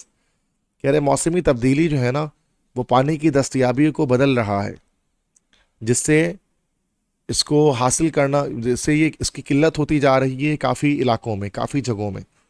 Global warming exacerbates water shortages in already water stressed regions and is leading to an increased risk of agricultural droughts affecting crops and ecological droughts, increasing the vulnerability of ecosystem। कहते हैं global warming जो है वो पानी की shortage, पानी की किल्लत को बढ़ा रहा है उन जगहों पर जहाँ पर ऑलरेडी वाटर स्ट्रेच रीजन, जहाँ ऑलरेडी पानी की कमी है, वहाँ पानी की और किल्लत हो रही है ग्लोबल वार्मिंग की वजह से। और इससे एक बहुत बड़ा ख़तरा है एग्रीकल्चरल ड्राफ्ट का, ज़री खुश्क साली का, कि खेती बाड़ी के लिए भी पानी नहीं मिलेगा हमें, जिससे असर किस पर पड़ेगा, क्रॉप्स पर, और क्रॉप्स मतलब के फसलों पर असर पड़ेगा। और जो इकोलॉजिकल ड्राफ्ट है, अच्छा एग्रीकल्चरल ड्राफ्ट तो एक चीज़ होगी, एग्रीकल्चरल ड्राफ्ट मतलब कि जब खेती बाड़ी में पानी ना मिले, और इकोलॉजिकल ड्राफ्ट मतलब माहौलियाती खुश्क साली, जिससे क्या इंक्रीज होगी, the vulnerability of ecosystem. Ecosystem जो हमारा है, माहौलियाती निज़ाम में, उसकी कमज़ोरी बढ़नी शुरू हो जाएगी। मीन्स जब जाहिर सी बात है जानवरों को, पौधों को पानी नहीं मिलेगा और परिंदों को पानी नहीं मिलेगा, तो उनकी भी, वो भी कम से कम होते जाएंगे दुनिया के अंदर, इकोसिस्टम डिस्ट्रॉय होगा। Drafts can also stir destructive sand and dust storm that can move billions of tons of sand across continents। जो ड्राफ्ट होते हैं, जो हमारे पास खुश्क साली होती है, वो हलचल पैदा करती है तबाहकुन रेत पर, सैंड मतलब रेत में हलचल पैदा करती है, एंड डस्ट स्टॉर्म, और मिट्टी का तूफान लेकर आती है। क्योंकि जाहिर सी बात है जब पानी नहीं बरसेगा, पानी नहीं गिरेगा मिट्टी में, तो मिट्टी जमेगी नहीं, तो वो मिट्टी क्या होती है, डस्ट स्टॉर्म का बाइस बन जाती है, जिससे billions of tons of sand जो है ना, वो एक कॉन्टिनेंट से दूसरे कॉन्टिनेंट पर मूव करके जाते हैं। Deserts are expanding reducing land for growing food. Desert मतलब रेगिस्तान या सहरा, रेगिस्तान जो है वो उसकी वजह से फैलते जा रहे हैं, और जिससे हमारे पास क्या होता है कि ग़िज़ा को उगाने के लिए हमारे पास ज़मीनें कम पड़नी शुरू हो गई हैं। Many people now face the threat of not having enough water on a regular basis. कई लोग हैं जिनको ख़तरा है कि रेगुलर बेसिस पर, रोज़ाना की बुनियादों पर उनको मुनासिब मिकदार में पानी नहीं मिल रहा है, इसी क्लाइमेट चेंज की वजह से। तो ये एक है। फोर्थ इफेक्ट हमारे पास है अ वार्मिंग राइजिंग ओशन, के गर्म होता हुआ और उभरता हुआ समंदर। The ocean socks up most of the heat from global warming. अब जो ओशन होता है, बहर जो बड़ा समंदर है, वो ज़्यादातर हीट को जो हरारत है उसको जस्ट कर लेता है ग्लोबल वार्मिंग की वजह से जो पेश आती है। The rate at which the ocean is warming the rate at which the ocean is warming is strongly increased over the past 2 decades across all depth of the oceans। कह रहे हैं द रेट से हो रहा था यहाँ पर बेटा रफ्तार। रेट का मतलब यहाँ पर है रफ्तार। जिस रफ्तार से जो हमारे समंदर है वो गर्म हो रहा है, और वो गुज़िश्ता 2 दिहाइयों में, गुज़िश्ता 20 सालों में बहुत तेज़ी से उसकी गर्म होने की रफ्तार बढ़ी है। Across all depth of the ocean, तमाम समंदर की गहराई में वो गर्म होता जा रहा है। As the ocean warms, its volume increases since water expands as it gets warmer। जब समंदर गर्म होता है तो उसकी जो वॉल्यूम है, उसका जो हजम है वो बढ़ता है, क्योंकि पानी फैलती है जब वो वार्म होती है। तो एनामलस एक्सपेंशन ऑफ वाटर आपने पढ़ा होगा कि पानी गर्म होने से फैल जाती है, एक्सपेंशन होती है वाटर में। Melting ice sheets also cause sea levels to rise. और जो आइस शीट होते हैं, बर्फ़ के जो पहाड़ होते हैं, मतलब आइस शीट्स मतलब ग्लेशियर्स को कहा जा रहा है। जो ग्लेशियर्स होते हैं वो पिघलते हैं, और उनके पिघलने से भी सतह समंदर जो है वो बुलंद होता है। Threatening coastal and island communities, जिससे ख़तरा लाहक हो जाता है साहली और जजीरे में रहने वाले बरादरियों को, वहाँ पे मौजूद कम्युनिटीज़ को, क्योंकि वो ज़ेर आब आ जाते हैं। In addition the ocean absorbs carbon dioxide keeping it from atmosphere. इसके अलावा जो ओशन है वो कार्बन डाइऑक्साइड गैस को ऑब्जॉर्ब करता है और उसको एटमॉस्फेयर से दूर रखता है। But more carbon dioxide makes the ocean more acidic which endangers marine life and coral reefs. लेकिन ज़्यादा कार्बन डाइऑक्साइड गैस डिज़ोल्व करने की वजह से ओशन ज़्यादा एसिडिक हो जाता है। एसिडिक मतलब वो ज़्यादा तेज़ाबी हो जाता है, जिससे ख़तरे में पड़ जाती है मरीन लाइफ, समुद्री ज़िंदगी, and coral reef. Coral reef क्या है बेटा? ये एक तरह के पौधे होते हैं, प्लांट्स ही होते हैं एक तरह के, कोरल जिसको हम कहते हैं, जो कि समंदर के अंदर मौजूद होता है। मरजान जिसको कहा जाता है, तो उसकी जो रीफ होती है काफ़ी बड़ी, जैसे ग्रेट बैरियर रीफ का नाम आपने सुना होगा, ऑस्ट्रेलिया में है। उसके अलावा बहुत सारे। तो यहाँ कह रहे हैं कि कार्बन डाइऑक्साइड गैस जब पानी में डिजॉल्व होती है, जो रिएक्शन आपने पढ़ा होगा कि कार्बन डाइऑक्साइड और वाटर जब ये आपस में रिएक्शन करता है तो ये बना लेता है H2CO3। This one is called as carbonic acid. और कार्बोनिक एसिड जो होता है बेटा, दिस इज एसिड। तो ये पानी एसिडिक होना शुरू हो जाता है, जिससे ख़तरा होता है जानवरों को या जो मरीन लाइफ है उनको। तो ये फोर्थ है कि ओशन का लेवल ओशन गर्म हो रहा है, वार्मिंग मतलब वो गर्म हो रहा है, साथ में उसका लेवल बढ़ रहा है। ये नुकसानदा होता है हम सब के लिए। नंबर 5 है लॉस ऑफ स्पीशीज़, मतलब कि एनिमल स्पीशीज़ की बात कर रहे हैं, उनका नुकसान। Climate changes poses risk to the survival of species on land and in the ocean. मौसमियाती तब्दीली जो है वो ख़तरा पैदा करती है स्पीशीज़ की सर्वाइवल, उनके ज़िंदगी के लिए, उनके जीने के लिए। ज़मीन के और जो ज़मीन पे और समंदर पे जो स्पीशीज़ रहते हैं उनकी ज़िंदगी ख़तरे में पड़ जाती है क्लाइमेट चेंज की वजह से। These risk increase as temperature climb, और ये ख़तरे बढ़ने शुरू हो जाते हैं जैसे जैसे टेम्परेचर बढ़ता रहता है अर्थ का। Exacerbated by climate change the world is losing species at a rate of 1000 times greater than any other time in recorded human history. कह रहे हैं कि भाई क्लाइमेट चेंज की वजह से ये जो दुनिया है, ये हमारी दुनिया है, ये स्पीशीज़ को खोज रही है, खो रही है। इसमें स्पीशीज़ मरती जा रही हैं 1000 गुना ज़्यादा रफ्तार से, जितना इससे पहले कभी ह्यूमन हिस्ट्री में हमने रिकॉर्ड किया। 1 million species are at risk of becoming extinct within the next few decades. 1 million मतलब 10 लाख स्पीशीज़ जो हैं वो रिस्क है, ख़तरा उनको है कि वो एक्सटिंक्ट हो जाएंगे, मादूम हो जाएंगे, मीन्स ख़त्म हो जाएंगे अगले कुछ दिहाइयों में। Forest fires, extreme weather and invasive pest and disease are among many threats related to climate change. कह रहे हैं कि जंगल में जो आग लग जाती है और जो शदीद मौसमी हालात हैं और जो नागवार इन्वेसिव नागवार पेस्ट, कीड़े मकोड़े जो हैं और बीमारियां हैं, ये वो थ्रेट्स में से अमंग मतलब दरमियान, मतलब ये कुछ ऐसे थ्रेट्स हैं, बहुत सारे थ्रेट्स में से कुछ हैं जो क्लाइमेट चेंज की वजह से होते हैं। Some species will be able to relocate and survive but others will not. कुछ स्पीशीज़ तो होंगी जो रिलोकेट हो जाएंगे, इधर से उधर मुंतकिल हो जाएंगी और जिएंगी, लेकिन अदर्स विल नॉट, लेकिन बाकी नहीं जी सकेंगी। वही जो हम डार्विन के एक नज़रिए की बात करते हैं, सर्वाइवल ऑफ द फिटेस्ट, कि जो सबसे फिटेस्ट स्पीशी होगी वो सरवाइव करेगी और बाकी चीज़ें, बाकी जो स्पीशीज़ होंगी वो मर जाएंगी, जो वीक स्पीशीज़ होंगी। तो ये भी एक खतरा है। नंबर 6 है फूड स्कारसिटी, ग़िज़ाई किल्लत। फूड स्कारसिटी मीन्स ग़िज़ाई किल्लत या खाने पीने की चीज़ों की किल्लत, इसको हम कह सकते हैं, like in simple words.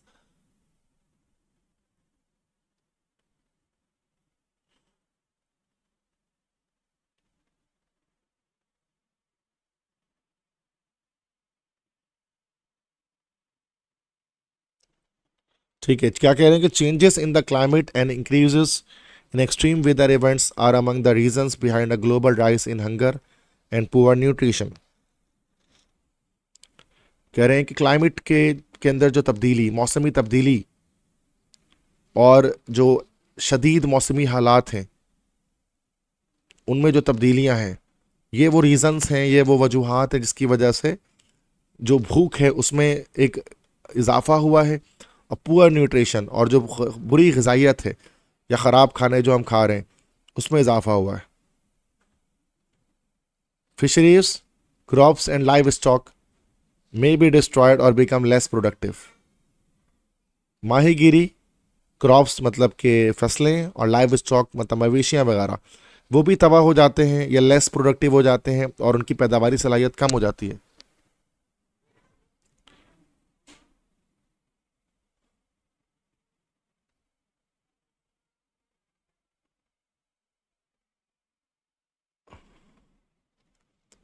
With the ocean becoming more acidic, marine resources that feed billions of people are at risk. और जो ओशन है, जैसे हमने पढ़ा था कि समंदर जो है वो ज़्यादा एसिडिक, ज़्यादा वो तेज़ाबी हो जाता है, जिससे जो समंदरी ज़राए हैं जो लाखों लोगों को खाना पीना खिलाते हैं वो ख़तरे में पड़ जाते हैं।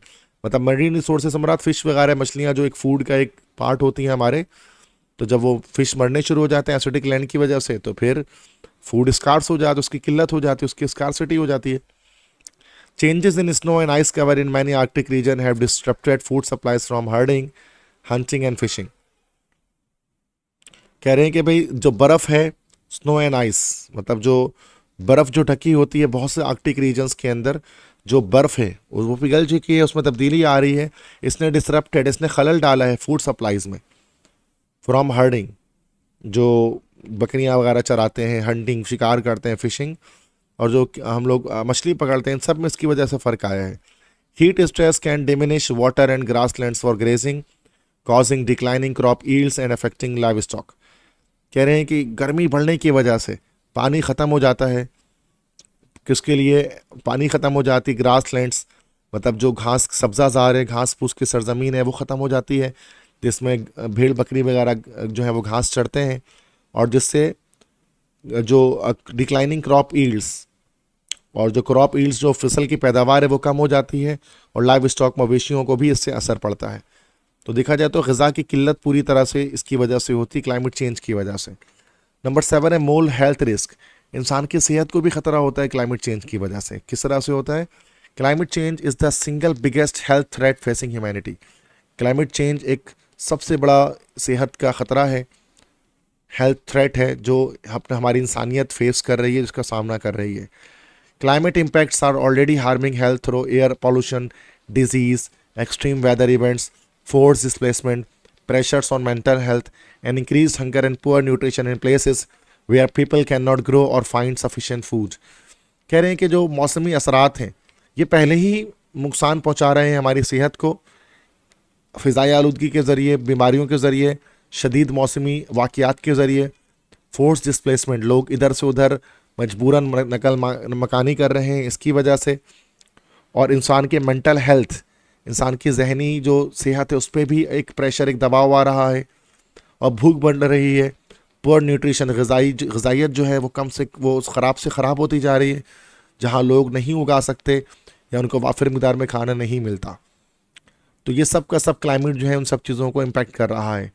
Every year environmental factors take the lifes of around 13 million people, कि हर साल मौसमी जो माहौलियाती अवामिल फैक्टर्स अवामिल, और इन्वायरमेंटल मतलब होता है बेटा माहौलियाती।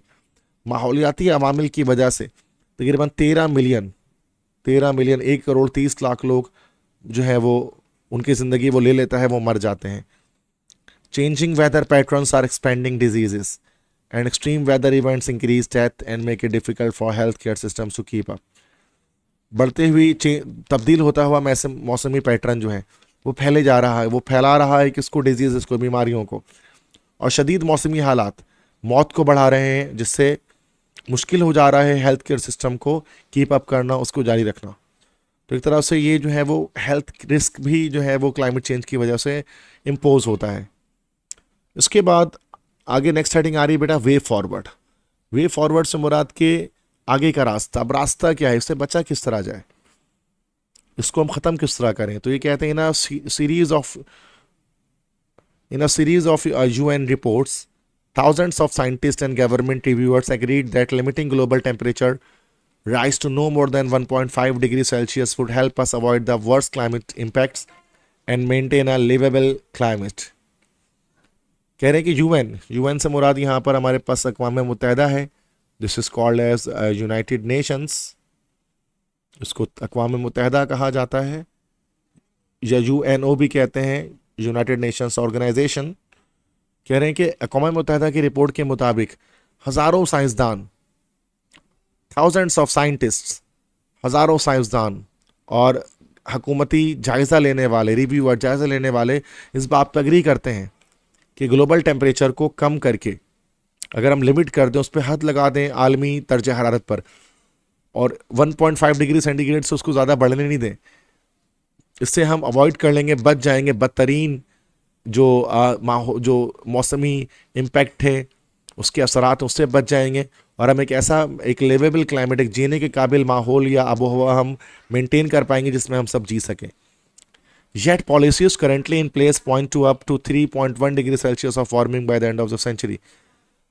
अब तक क्या हो रहा है कि जो पॉलिसीज़ हैं करंटली इन प्लेस, अब तक जो पॉलिसी हमारे पास दुनिया में चल रही है, इससे ये पता लगता है कि 3.1 डिग्री सेंटीग्रेड तक इस सेंचुरी के आखिर तक सुना 2099 तक, इस ईयर तक 3.1 डिग्री सेल्सियस टेम्परेचर एवरेज इस दुनिया का बढ़ जाएगा, जबकि कह रहे हैं कि 1.5 से आगे नहीं बढ़ना चाहिए उसको, तो डबल से भी ज़्यादा ये बढ़ रहा है देखा जाए तो 3.1 at the end of century. Century मतलब होते हैं बेटा सदी, सदी के मतलब होते हैं 100 ईयर, 100 साल।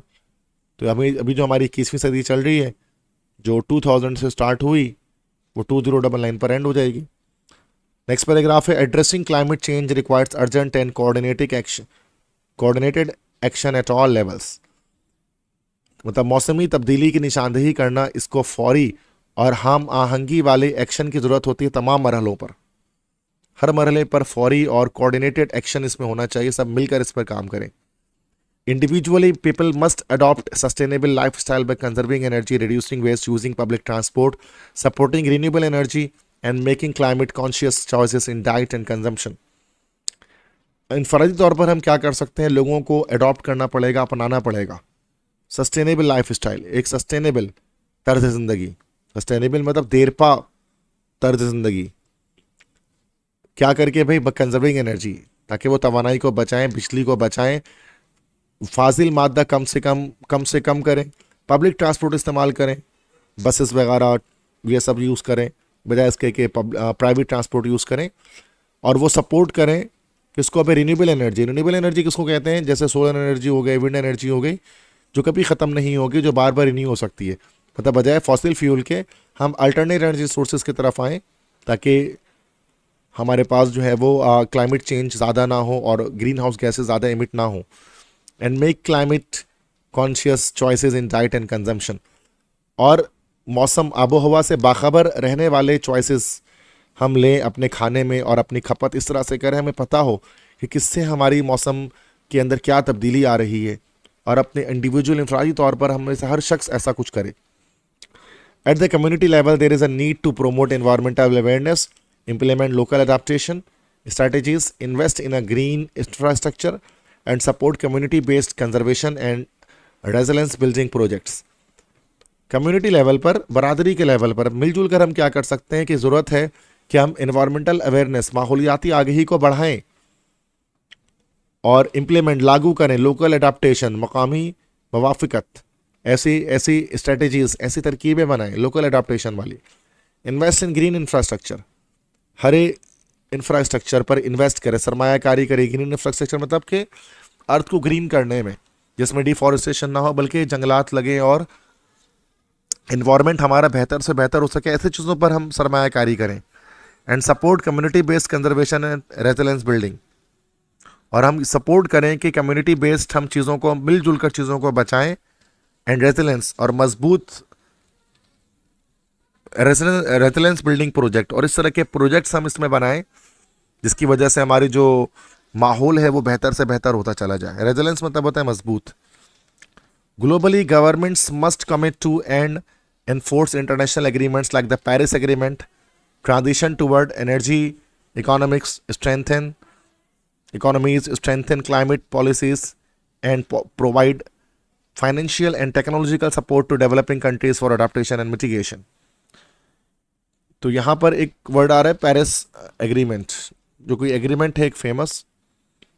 कह रहे हैं कि जो आलमी तौर पर जो गवर्नमेंट है, हुकूमतें हैं, उनको भी अज़्म करना चाहिए कि वो नाफिज करें, इन्फोर्स करें इंटरनेशनल एग्रीमेंट्स, बैनुल अक़वामी मुआहिदे, जैसे कि पेरिस एग्रीमेंट किया गया माहौल के लिए, और transition toward clean energy economies, जिसमें हम तब्दील कर लें अपने आप को क्लीन एनर्जी इकोनॉमीज़ की तरफ, कि जहाँ पर साफ़ तवानाई हम यूज़ करें जिसमें पोल्यूशन ज़्यादा ना निकले। स्ट्रेंथन क्लाइमेट पॉलिसीज़, हमारी जो मौसमी पॉलिसीज़ हों वो ज़्यादा मजबूत हों। And provide financial and technological support to developing countries for adaptation and mitigation, और हम मुआशी फाइनेंशियल सपोर्ट भी करें। गवर्नमेंट को चाहिए कि फाइनेंशियल सपोर्ट भी करे और टेक्निकल सपोर्ट भी दे, टेक्नोलॉजी का सपोर्ट भी दे तरक्की पजीर ममालिक को, ताकि फॉर अडाप्टेशन, ताकि वो अडाप्ट कर सकें, वो अपना सकें इन्वायरमेंट फ्रेंडली चीज़ों को। एंड मिटिगेशन, और वो कम से कम कर सकें, मिटिगेशन मतलब तखफीफ करना, कम करना, और वो कम से कम कर सकें ग्रीन हाउस गैस की एमिशन को और किसी भी तरह की क्लाइमेट चेंज को। Only through collective responsibility and sustained action can we slow down climate change and secure a sustainable and livable planet for future generations. कहना सिर्फ मुश्तरका रिस्पॉन्सिबिलिटी, जिम्मेदारी से, और सस्टेंड एक देर पा अमल की बुनियाद पर हम इस मौसमी तब्दीली को आहिस्ता कर सकते हैं और हम हासिल कर सकते हैं एक सस्टेनेबल एंड लिवेबल प्लानट, एक ऐसी ज़िंदगी जीने के काबिल हो फॉर फ्यूचर जनरेशंस, अपनी आने वाली नस्लों के लिए। अगर हमें उनके लिए दुनिया अच्छी करनी है तो हमें आज ही अपने आप को तब्दील करना पड़ेगा, अपने माशरे को तब्दील करना पड़ेगा। अब लास्ट है, इसका लास्ट पैराग्राफ है कंक्लूजन के, नतीजा क्या निकला इस कंप्लीट बातों का, इस कंप्लीट चैप्टर का, कि thus climate change is an escalating global crisis with far-reaching effects that threaten the environment, biodiversity, human health, food security and socio-economic stability. क्या कह रहे हैं? thus इस तरह क्लाइमेट चेंज एक एस्केलेटिंग मतलब एस्केलेटर जैसे होता है ना कि नीचे से ऊपर की तरफ जाते हैं, उभरता हुआ एस्केलेटिंग। इस तरह से क्लाइमेट का जो मौसमी तब्दीली है ये एक उभरती हुई ग्लोबल क्राइसिस मतलब कह सकते हैं, मसला कह सकते हैं, एक बढ़ता हुआ ग्लोबल आलमी मसला है, ये उभरता हुआ आलमी मसला है climate change with for reaching effect, जिसके दूर रस असरात हैं जो ख़तरे में डालते हैं। थ्रेटन मतलब होता है ख़तरे में डालना, जो ख़तरे में डालते हैं किसको? एनवायरनमेंट को, हमारे माहौल को, बायोडाइवर्सिटी, हमारे हयातियाती तनू को, हमारे इंसानी हेल्थ को, फूड सिक्योरिटी, हमारे ग़िज़ाई हिफाजत को, एंड सोशो इकोनॉमिक स्टेबिलिटी, और हमारी समाजी मुआशी इस्तेहकाम, इन सब चीज़ों को ख़तरे में डाल देते हैं। As greenhouse gas emissions continue to rise, the planet is experiencing hotter temperatures, more severe storms, prolonged droughts, rising and warming oceans, the loss of species, increasing food insecurity, heightened health risk, and widespread poverty and displacement. कह रहे हैं कि भाई जब जैसे जैसे green house gas की जो एमिशन है वो बढ़ती रहेगी तो हमारा जो प्लैनेट है, हमारे जो अर्थ है, हमारी जो सैयारा है, हमारी जो दुनिया है, वो तजुर्बा करेगी। उसको मिलेगा क्या? गर्म तर्ज हरारत, ज़्यादा शदीद तूफ़ान, लंबे अरसे के ड्राफ्ट, खुश्क साली, जो ओशंस हैं, समंदर हैं, उनका वाटर लेवल राइज करेगा, उनकी टेम्परेचर बढ़ेगा, उनका स्पीशीज़ लॉस होंगे, वो उनको हम खोते रहेंगे, स्पीशीज़ का नुकसान होता रहेगा, खाने का अदम तहफ़्फ़ुज़ हो जाएगा, उसकी स्कार्सिटी हो जाएगी, उसकी किल्लत हो जाएगी। हेल्थ रिस्क, और जो बीमारियां हैं, सेहत से मुतालिक बीमारियां हैं, वो बढ़ती चली जाएंगी। और साथ में वाइड स्प्रेड, पूरी दुनिया में गुर्बत, पोवर्टी मीन्स गुर्बत बढ़ेगी, एंड डिस्प्लेसमेंट और नकल मकामी हिजरत बढ़ेगी और लोग इधर से उधर मूव करेंगे। These effects are interconnected and worsening, affecting both natural system and human communities, particularly the most vulnerable population. ये जो असरात हैं, ये सब आपस में मिले हुए हैं, और ये सब के सब वर्सनिंग, ये सब बिगड़ते हुए असरात हैं जो असर डालते हैं हमारे कुदरती निज़ाम पे और इंसानी बरादरी पर। ये असर डालते हैं, ह्यूमन कम्युनिटीज़ पर अफेक्ट करते हैं। ख़ास तौर पर सबसे ज़्यादा जो वल्नरेबल, जो कमज़ोर पॉपुलेशन होती है, जो गरीब लोग होते हैं या जो डेवलपिंग कंट्रीज़ हैं, उनको तो बहुत ज़्यादा असर ये डालते हैं, जो इस क्लाइमेट चेंज से अपने आप को रोक नहीं सकते। तो ये बेटा ये चैप्टर था जिसमें हमने पढ़ा effect of climate change in the society. Climate change का हमारे माशरे पर क्या असर होता है। तो काफ़ी डिटेल में बेटा, काफ़ी लॉन्ग चैप्टर ये था, 1 आवर प्लस ये लेक्चर हमारा कंप्लीट हुआ है, जिसमें मैंने आपको उसको बताया है क्लाइमेट चेंज के हवाले से। एक अवेयरनेस दी गई है एनवायरमेंटल वे पर। उसके बाद फिर ये कि इसके एक्सरसाइजेस हमारे पास हैं, ठीक है। तो एक्सरसाइज 2 हमारे पास है, जिसमें ये वर्ड मीनिंग्स कह रहे हैं, अल्ट्रेशंस। तो आसान आसान है, अल्ट्रेशंस के मतलब होता है तब्दीली, तो उसको हम कह सकते हैं this is change. Deforestation, deforestation मतलब cutting of forest, cutting of trees कह सकते हैं डिफॉरेस्टेशन। एमिशंस, अखराज होना मतलब रिलीज ऑफ समथिंग। इंसिनरेशन मतलब होता है जलाना, that's burning. Urbanization, that is increase in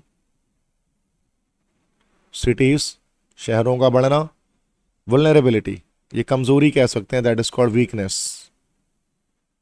extinction, मादूम हो जाना, ख़त्म हो जाना, मतलब कि लाइक डिसअपेयर कह सकते हैं। एक्सटिंक्ट होना मतलब किसी चीज़ ख़त्म हो जाना।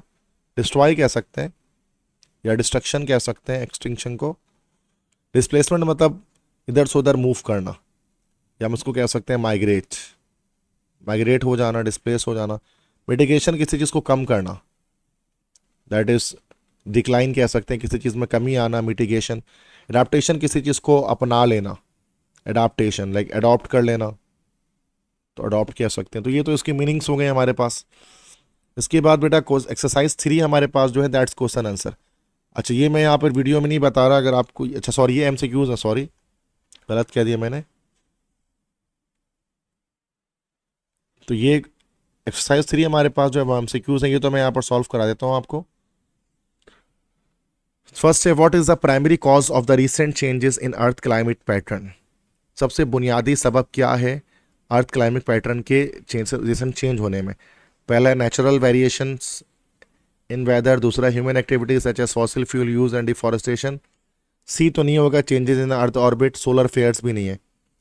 नेचुरल वेरिएशंस नहीं, क्योंकि कुदरती तौर पर ये नहीं हुआ, ये तो हमने किया ना, तो बी ऑप्शन है। Human activities such as fossil fuel use and deforestation. Two है, which green house gas is over 25 times more potent than carbon dioxide in trapping heat.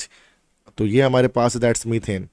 CH4 जो गैस हमारे पास होती है, वो 25 टाइम्स ज़्यादा पोटेंट होती है, जो ट्रैप करती है हीट को।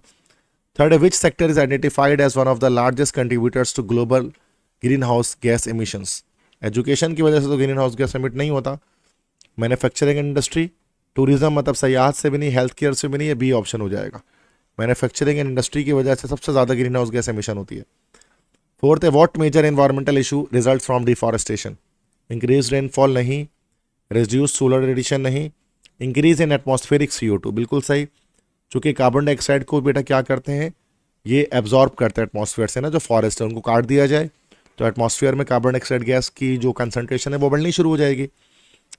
फिफ्थ है, why might coastal communities be at greater risk from climate change. तो जो कोस्टल साहिली इलाकों में जो लोग रहते हैं, उनको क्लाइमेट चेंज का ज़्यादा खतरा क्यों होता है। ए है, they are generally more developed, no. B है, they lack access to renewable energy, बिल्कुल नहीं।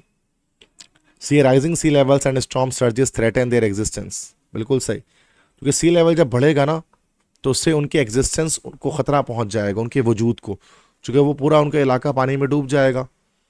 छठा है, what would be a logical consequence if sustainable waste practices are not adopted. अगर जो वेस्ट हमारा होता है, फाजिल मादा होता है, उसको अगर हम अडॉप्ट नहीं करते हैं, सस्टेनेबल वेस्ट प्रैक्टिसेस को अडॉप्ट नहीं करते, तो उससे क्या लॉजिकल कंसिक्वेंस, क्या मंतकी एक नतीजा उसका निकलेगा। ए है decrease in green house gas emission, not adopted करेंगे तो दैट सी बात है, तो इंक्रीज डिक्रीज तो होगा नहीं। बी है रिड्यूस नीड फॉर रिसाइकलिंग, नहीं। यस, सी हो जाएगा कि increase methane emission and environmental degradation, ये होगा ना भाई, क्योंकि ये ए बी सी तो उस वक्त होगा जब हम इसको अप्लाई करेंगे, नहीं कर रहेंगे ना।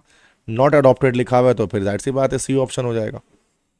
सेवंथ है what is the main purpose of the passage, to provide weather forecast, no. To argue against industrialization, no. To inform and persuade action on climate change, yes, C option. इसमें हमें बताया जा रहा है और आपको उकसाया जा रहा है कि कुछ एक्शन लें आप क्लाइमेट चेंज पर। नंबर 8 है how does climate change impact water availability, climate change water के पानी की दस्तियाबी को किस तरह से असर डालती है। Reduces crops, increases flood, causes draft, melt glacier, yes, C option. Draft होता है उसकी वजह से, ड्राफ्ट में खुश्क साली होती है, इसकी वजह से पानी की कमी हो जाती है। नाइन्थ है what happens as ocean temperature rises, समंदर के टेम्परेचर को बढ़ने से क्या हो जाता है। Sea level drop, no. Ice sheet grow, no. Ocean expand, yes, C option. Ocean expand होते हैं इसकी वजह से। टेंथ है what is the major economic impact of climate change, more forest, no. Job growth, no. Higher poverty, yes. जितनी ज़्यादा आपके पास जो है ना वो क्लाइमेट चेंज होगा उतनी ज़्यादा गुर्बत या पोवर्टी आपके पास बढ़ेगी। इसके बाद बेटा ये हमारे पास इसके 10 क्वेश्चन आंसर्स हैं एक्सरसाइज 4 में हमारे पास ना, तो ये मैं इसमें यहाँ पर नहीं बता रहा, इसके लिए आपको कि अगर आपको ये तमाम आंसर्स चाहिए तो आप मेरे नोट्स आप जो है वो परचेज़ कर सकते हैं पीडीएफ फॉर्म में। तो ये मेरा व्हाट्सएप नंबर है, तो कंप्लीट ओवरऑल बुक के नोट्स मैं यहाँ पर आपको प्रोवाइड कर दूंगा। इस नंबर पर आप मुझे व्हाट्सएप करेंगे with a very minimum cost. ठीक है बेटा, तो देखा अभी हमने कंप्लीट कोर्स सेकेंडरी इंग्लिश का कंप्लीट कोर्स हमारा जो है वो यहाँ पर कंप्लीट हो गया है। सातों चैप्टर अपलोड हो गए हैं, तमाम पोम्स अपलोड हो गए हैं, नॉवल अपलोड हो गया है, नोट्स वगैरह तमाम चीज़ें रेडी हैं बेटा।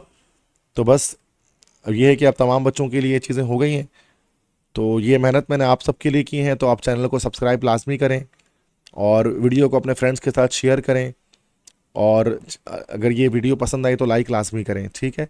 और मुझे सपोर्ट करें, मुझे अपने दुआ में याद रखें। तो बेस्ट ऑफ लक तमाम स्टूडेंट्स को बोर्ड एग्ज़ाम्स के लिए अपने।